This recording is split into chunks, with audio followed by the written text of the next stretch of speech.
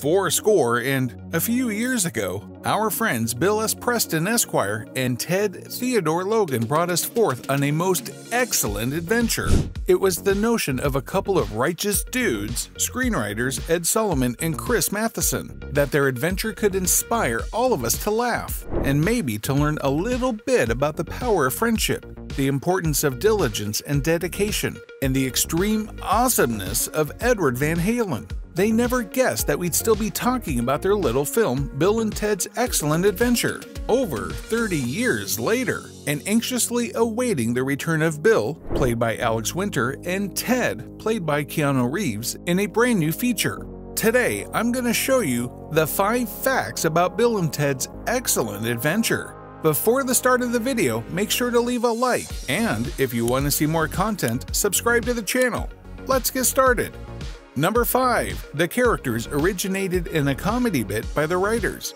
The characters of Bill and Ted didn't present themselves to Solomon and Matheson like a bolt out of the blue. They were developed out of the time that the two buddies spent as stand-up comics, plying their trade on the early 80s LA improv circuit. They were inspired by the bodacious, if somewhat dim, surfer dudes that they often encountered while wandering around Venice Beach, and their unfiltered style of communication. They created the personas of Bill and Ted as kind of a lark. They would take questions from their stand-up audiences and answer to the best of their abilities of their lunkhead characters. We were just trying to make ourselves laugh and make each other laugh, Solomon recalled in a chat with The Independent.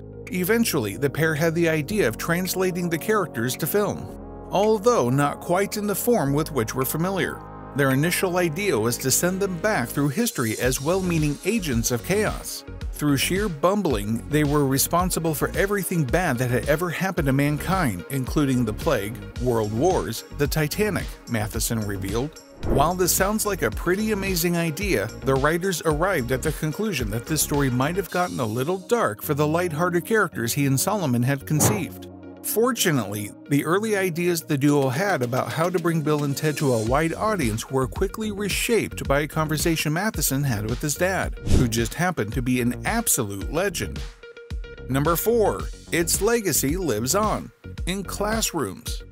Obviously, Bill and Ted have lived on in the hearts of fans for decades. 1991's Bill and Ted's Bogus Journey was a worthy follow-up, and after years upon years of false starts, those fans were finally rewarded in 2020 with Bill and Ted Face the Music, a belated but most excellent threequel. In particular, the first movie's place among the comedy pantheon is unassailable, but teachers who grew up in the 80s have taken to using the movie for a different purpose. In 2019, Mel Magazine spoke with a slew of teachers who are fond of using the flick as an educational tool, not only to help students to be more interested in history, but to contextualize in a way that makes it more relatable. "I was just looking for any history movie to show," said one who's shown it in class every year for 15 years. "Then I was like, there's actually potential to use this meaningfully in class."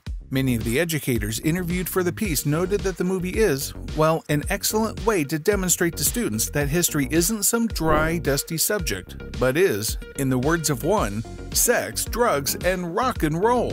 The portrayal of the historical figure's response to the present day is always good for discussion, as are the ways in which Solomon and Matheson integrated historical views of their figures into the characters. But one teacher in particular pointed out that it's not just the film's connections to history that he finds to be valuable. "I've made my banner rule in class, be excellent to each other." He said, "I think it encompasses all sorts of things. Don't hurt people, don't take their stuff, and be decent to each other." Number 3. It sat on a shelf for almost 2 years. Orion Pictures has been the steward of the Bill and Ted franchise since its inception, but it almost wasn't that way. In fact, the studio didn't produce the first movie in-house, only acquiring it after production house Nelson Entertainment went bankrupt, and the film sat on a shelf complete for nearly 2 years. Speaking with Bustle, Cates remembered an audition during the interim in which he was given some pretty terrible advice. "I remember going in to meet with some big casting director and she said, 'You really should take Bill and Ted off your resume because I've heard it's terrible.' I was so shocked, but I never did take it off. And then it came out and it was a hit." Wildland also remembered her surprise when the film was released, which turned to pure joy upon its reception. "By the time it came out, I had assumed it would never see the light of day," she said. "I was thrilled when it became so popular, and the enduring fondness people have for the movie is really amazing." Number 2. The ending was almost a huge letdown. Near the beginning of the film, when history teacher Mr. Ryan, played by Bernie Casey, assigns the boys their report, his admonition to them, "Your report had better be something very special," serves as most excellent foreshadowing, as the report that the duo eventually present to a packed auditorium of their enthusiastic peers resembles nothing so much as a rock concert. According to Winter, though, the scene as originally scripted would not quite have had the same impact. It was completely different and really bad. Winter told THR, "It's me and Keanu sitting on Bernie Casey's desk, literally presenting a really boring history lesson to a small, ugly suburban classroom. So it's visually really ugly. It had no scale at all. It was an audience of like 9 and there wasn't much room for interplay. It just didn't play. We knew while we were filming that ending that it was a dud. Fortunately, the filmmakers had the wherewithal to conceive the bombastic, hilarious, surprisingly heartfelt ending that we got pretty much on the fly, and the rest is, well, you know." Number 1. The historical figures hung out together on set. All the members of Bill and Ted's supporting cast have wildly varied casting stories, which more than a few of them related to Bustle in 2019.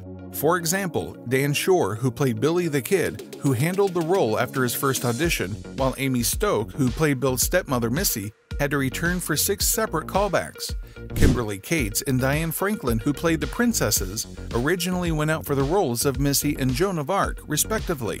And Napoleon actor Terry Camilleri was convinced he wouldn't land the role when he saw the other actors who were auditioning, whom he thought looked way more Napoleon-esque. Once on set, though, the supporting players, particularly those playing the historical figures, quickly developed a bond, hanging out on set and after hours. "Every movie is about the friendships that you make," Shore told Bustle. "I spent many hours with Abe Lincoln, with Socrates, with Freud, with Joan of Arc. Keanu and Alex were working all the time. The rest of us became closer because we had more free time, so we would be hanging out with each other in bars and in restaurants." Shore had especially fond memories of the late Socrates actor Tony Steedman, with whom he became close. "We spent a lot of time just walking the streets during the film's shoot in Rome, and fine dining because he was a truly elegant gentleman." Thanks for watching, guys. If you enjoyed this video, smash that like button, subscribe to the channel, and turn on post notifications to see more of our future videos. With that said, keep enjoying our videos, and I'll see you in the next video.